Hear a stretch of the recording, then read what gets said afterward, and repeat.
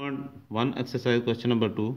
Find the natural root of the following equation by solving quadratic equation.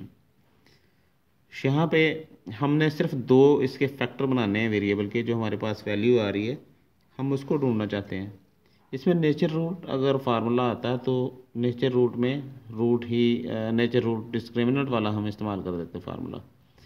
लेकिन यहाँ पे उसने रूट की बात की है, इसके दो फैक्टर बना दें, तो हम इसके लिए क्या करेंगे, आप इसका बाई फैक्टराइजेशन मेथड जो है वो यूज़ कर लें। इसको बाहर वाले को बाहर वाले से मल्टीप्लाई करेंगे तो 120 आता है, वो प्लस का है, और दरम्यान में 23 आता है। दो नंबर ऐसे ले लें जिनको आप मल्टीप्लाई करें आपके पास आंसर जो है वो क्या आता हो, 15 और 8 को अगर मल्टीप्लाई करते हैं तो 120 आता है। मगर उसने कहा कि दोनों नंबर ऐड कर लें, इकट्ठे करें तो आपके पास जो है वो 23 आता है। आप इन दोनों को ऐड करें तो वो वाकई आता है, लेकिन उसके साथ जो साइन दी गई है वो देखें, वो साइन इन दोनों नंबर के साथ लगानी है।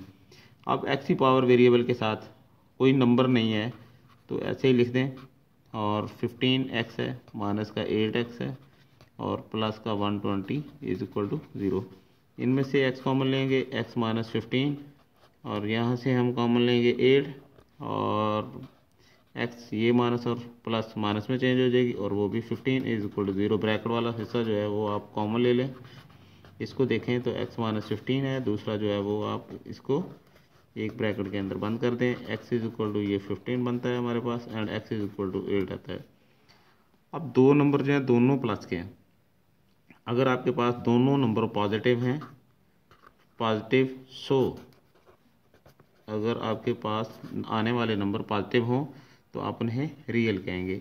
अनइक्वल मीन होगा कि अगर आप इनको देखें कि आंसर जो हमारे पास वो 0 आता हो तो फिर उसे इक्वल कहेंगे। इक्वल मीन 0 के इक्वल है, लेकिन यहाँ पे तो नंबर हैं तो ये इसलिए अनइक्वल होंगे।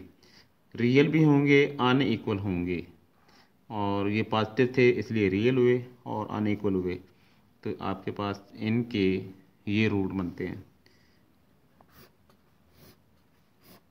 चलें अब सेकंड पार्ट। जी सेकंड पार्ट है क्वेश्चन नंबर 2 का सेकंड पार्ट है। तो इसमें भी देखें, इसके भी आपने फैक्ट्री बनाने है। वहाँ से आपने वेरिएबल की जो वैल्यू आएगी वो आप बताएंगे कि पॉजिटिव है तो रियल हो जाएंगे, अगर पॉजिटिव नहीं है तो अनरियल होंगे। और उसके बाद आगे वाली बात उसकी, अगर आंसर 0 आ जाए तो हम उसे कहेंगे इक्वल है, लेकिन अगर आंसर 0 नहीं आ रहा, प्लस का है या माइनस का है, तो उसे आप अनइक्वल कहेंगे।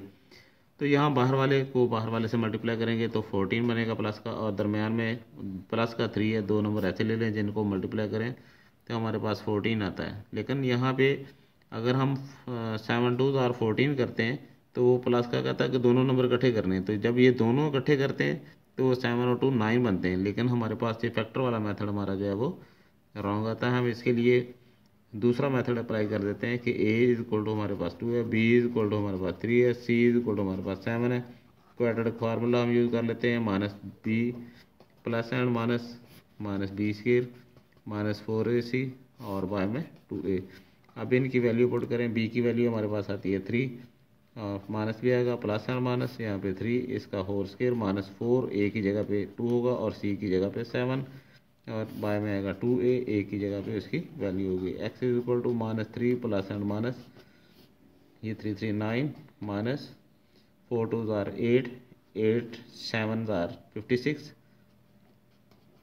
और बाय में हमारे पास आता है 2 2 जार 4, and x is equal to -3 plus and minus, आने वाला आंसर हमारे पास 56 में से 9 निकालेंगे तो 47 आता है, और वो रहेगा अभी माइनस का, बाय में 4 आएगा। आपका रूट यहाँ से हल नहीं होता। इट मीन ये वैल्यू आपके पास जो भी होगी वो प्लस की सूरत में देखें, माइनस की सूरत में देखें, तो आंसर जो होंगे आपके पास गालबन वो रियल नहीं होंगे, उन्हें हम अनरियल कहेंगे। और आप इसे लिख सकते हैं कि ये अनरियल है और अनइक्वल है, क्योंकि इसे हम हल ही नहीं कर सकते आगे। अगर हल करते हैं तो 47 का रूट ही निकलता है। जब रूट ही नहीं निकलेगा तो हम इसको मज़ीद प्लस या माइनस नहीं कर सकेंगे, लिहाजा आपका आंसर जो है वो अनरियल और अनइक्वल है। सो